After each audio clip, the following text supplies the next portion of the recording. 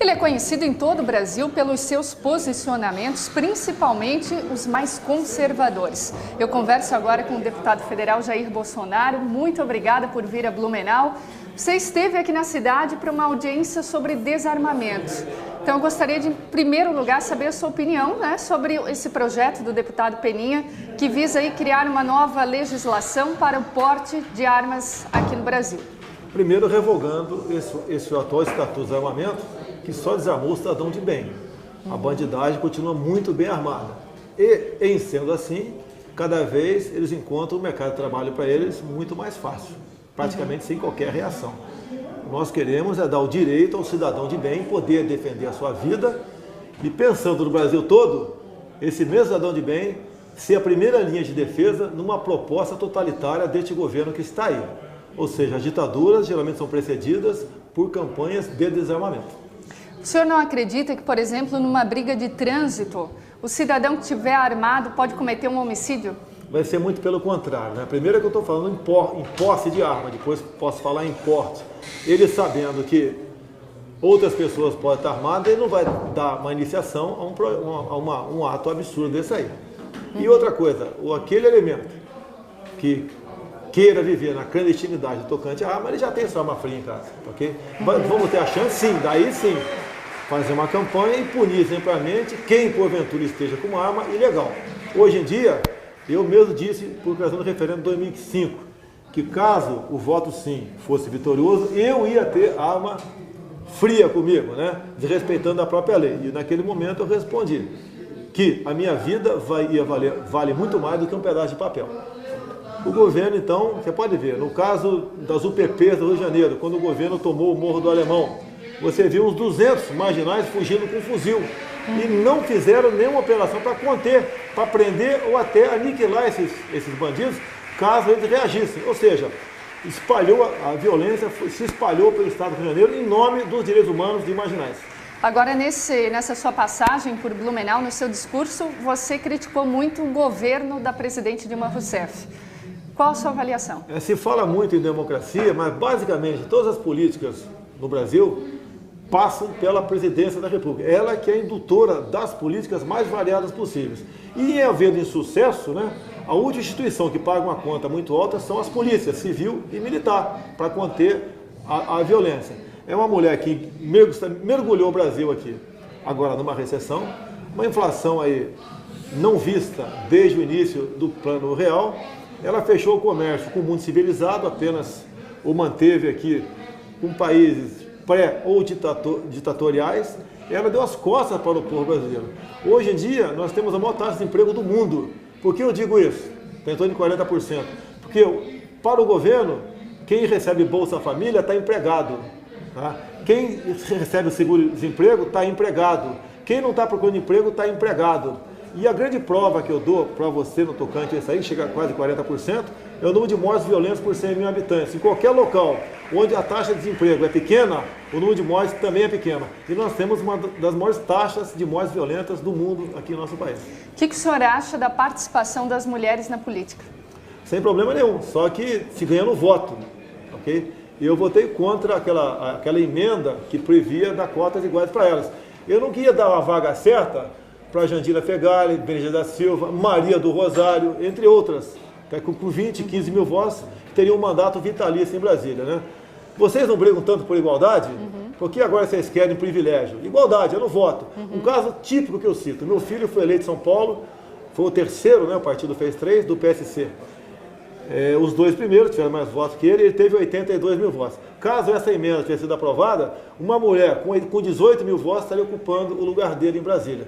E as mulheres são apaixonadas pelo meu filho, eu não queria que isso acontecesse. Agora, o senhor deu várias declarações polêmicas, uma delas em 2011, que disse o seguinte para um veículo: o senhor preferia que o seu filho morresse num acidente do que se ele fosse homossexual. O senhor continua com esse pensamento? Isso daí, olha só, são aquelas momentos que você extrapola, explode, Eu não penso nisso, porque eu tenho certeza que nenhum filho meu jamais será gay. Você é solteira? Sou. Deixa eu apresentar meu filho depois aqui, tá ok? Você vai conhecer meu filho aqui, tá legal? Eu não tenho da família Bolsonaro, você não nega fogo não. Então eu entendo eu entendo que a questão do homossexualismo é muito mais comportamental do que genético. De acordo com a educação, a criança vai ou não seguir aquilo. Tanto é verdade que o governo quer instituir agora, por decisão isolada do MEC, a ideologia de gênero nos municípios do Brasil. Eu já tive a grata satisfação de saber antecipadamente que isso não será aprovado aqui em Blumenau. Agora eu vou perguntar mais uma vez se o seu filho, Eduardo, deputado, fosse homossexual, agora que o senhor disse que pensou... Olha, eu sonho com meu filho ser deputado, ser senador, ser trabalhador, ser engenheiro, ser motorista de ônibus. Isso não passa pela minha cabeça. Na cabeça de um pai que é homem, é temente a Deus e honra a família, isso não passa pela cabeça dele, tá ok? Então eu não vou te responder. Você pode novamente a chance de perguntar para ele depois, já que ele vai talvez perguntar hoje aqui. E outra declaração polêmica do senhor foi com relação também a uma pergunta em 2011 no programa CQC. A cantora Preta Gil perguntou o que o senhor acha, né, da população negra. Se, por exemplo, alguém da sua família namorasse um negro. E aí, deputado? Eu vou te comprovar agora aqui a completa... Na época... Vou te comprovar aqui agora a completa parcialidade da imprensa. Você sabia que o mês passado esse processo foi arquivado no Supremo Tribunal Federal? Me responda. Porque a imprensa não divulga. Eu passei 3 anos levando pancada como racista. Ou seja, eu respondi com a laptop as perguntas da Preta Gil. Era a única que estava naquele laptop ali. Dei as respostas e o programa CQC inverteu as respostas. Tanto é que eu pedi a fita bruta para a minha defesa e o programa CQC respondeu simplesmente uma coisa para o procurador da República, doutor Janot, que não tem mais a fita bruta, ela foi reutilizada. Ou seja, se o senhor Marcelo Taz entregasse a fita bruta, estaria fazendo prova contra ele mesmo. Eu sou um alvo compensador, eu vou dar trabalho em 2018. E só calúnia, e só com calúnias eles podem tentar me derrubar. Tanto é que ano passado eu devolvi 200 mil da Friboi que botaram na minha conta por ocasião da campanha. Qual parlamentar faz isso aí? O senhor vai ser candidato a presidente, então? Eu pretendo estar num partido que, por ocasião das eleições de 2018, entre nós, caso alguém tenha condições de disputar a presidência, que fique conosco essa legenda, não seja vendida para o PT como o meu partido vendeu ano passado. Agora, para a gente finalizar, no seu discurso aqui, você falou da época da ditadura. Você gostaria que voltasse essa época no Brasil? Quem tem saudade dos valores daquela época é o povo brasileiro. Okay? Você tinha família, bandido era bandido, polícia era polícia, você tinha respeito, você podia andar de madrugada pelas ruas, tinha direito de ir e vir. O único direito que você não tinha era votar para presidente, governador, capitais e territórios. E o senhor quer isso de volta? Não, olha só, você não tinha isso. O povo foi à rua para pedir o quê? Ele não foi pedir segurança, saúde e educação, foi para pedir direto já. Hoje estão votando. Estão felizes? Não. Então aquela época foi marcante, porque nós evitamos, no dia 2 de abril de 64, foi quando o Congresso cassou o mandato de João Goulart, evitamos que o Brasil fosse comunizado. Hoje eles estão pelo grancismo. Você já viu os currículos escolares, como está apinhado de matérias, inclusive louvando Fidel Castro, Che Guevara, Zé Dirceu, Benedito da Silva, entre outros. A esquerda toda é louvada. Uma Comissão Nacional da Verdade, onde a Dilma Rousseff indicou 7 para compô-la. Que imparcialidade tem essa comissão? Eu até na tribuna da Câmara fiz um discurso, né? Vale a pena falar aqui bem curtinho, 10 segundos.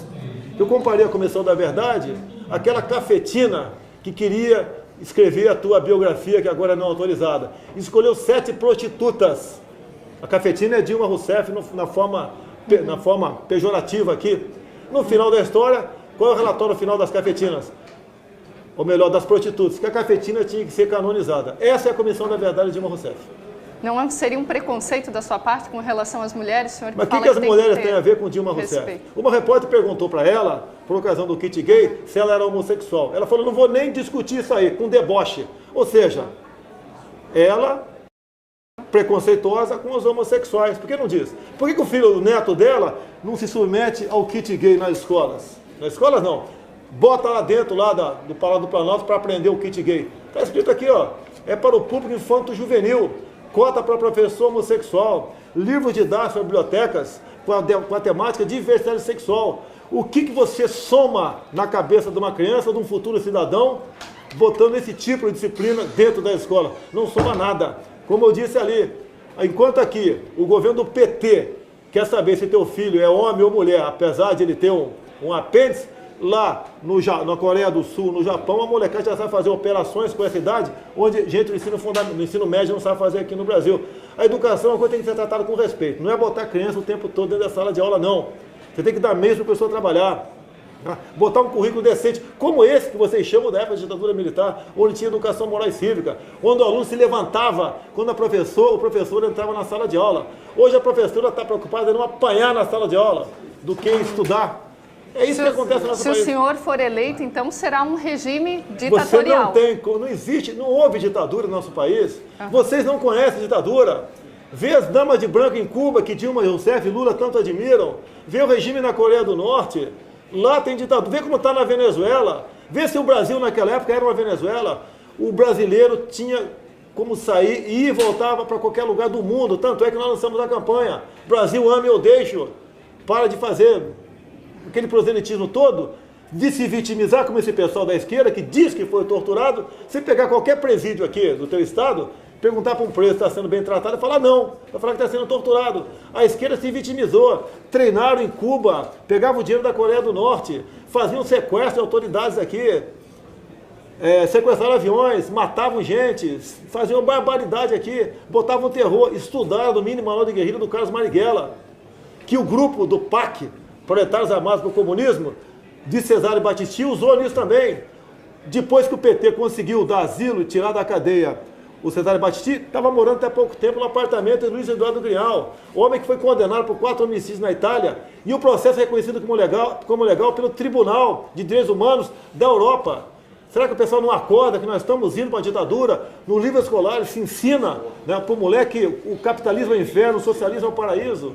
Acordem para isso. Esse pessoal que está no governo não está preocupado com democracia. Eles querem o totalitarismo. E para chegar lá, você tem que primeiro desarmar o povo, desacreditar as instituições, esculachar com os valores familiares, atacar as igrejas, as religiões, como se faz em parada gays, por aí afora, etc. É isso que acontece. Daí chega a hora deles realmente botar ali, através do regime de exceção, fazer valer o seu valor.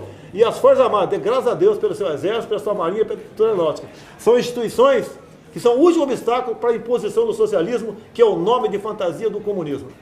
Tá certo, então. Deputado, muito obrigada pela tua entrevista. O deputado Jair Bolsonaro, que já está na 7ª legislatura e continua aí com seus posicionamentos fortes, principalmente os mais conservadores. Essa e outras entrevistas, vocês podem conferir aí outros vídeos no site diariodemajornalista.com.br.